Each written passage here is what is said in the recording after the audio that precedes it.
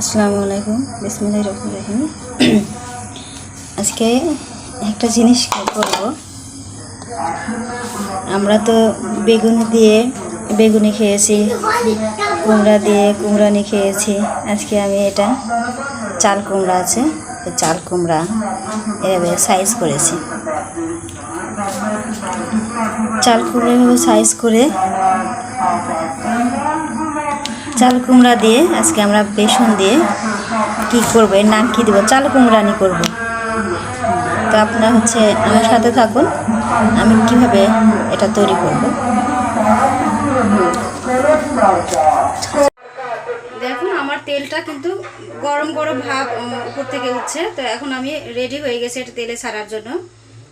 এবার কুমড়ানিটা এভাবে দিয়ে দেব। বিসমিল্লাহ। কেমন হচ্ছে দেখি, আমিও কনফিউজ।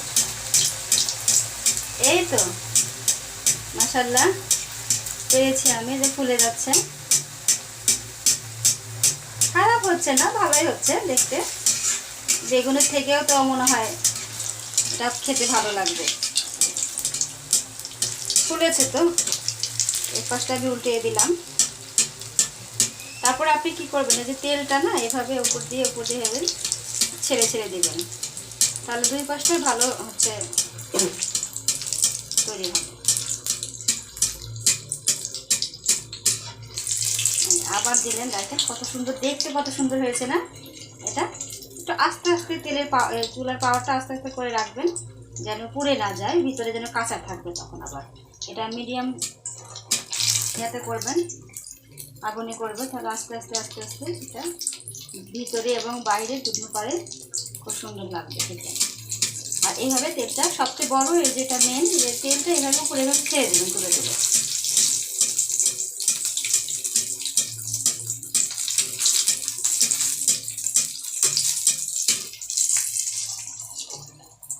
হঠাৎ কোনো মেহমান আসলে, হঠাৎ করে কিছু যদি বাসায় না থাকে, তখন আপনি এভাবে, যদি কুমড়া থাকে তো এভাবে বেগুনি দিয়ে তৈরি করে দিবেন। দেখেন মেহমানেরাও খুশি হয়ে যাবে। এটা আমার রেডি হয়ে গেছে, আমি এটা এখন তুলে রাখবো। এইভাবে প্রথমে আপনি আগে তেলটা শুকিয়ে নেবেন।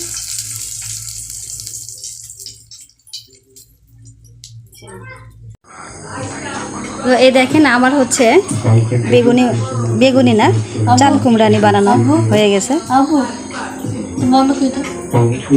খেতে খুব সুন্দর লাগবে। আচ্ছা, এই দেখেন খুব সুন্দর হয়েছে, মরমরি একদম। এই যে, তো এখন আমার বাচ্চা, এই যে এটাকে আরিয়ান, এটা আশফাক, আর এটা আলবি, এরা খাওয়ার জন্য এখন রেডি। তো আরিয়ান ট্রাই করো, দেখো তো কেমন লাগছে খেতে। অনেক মজা। আশফাক তুমি ট্রাই করো একটা,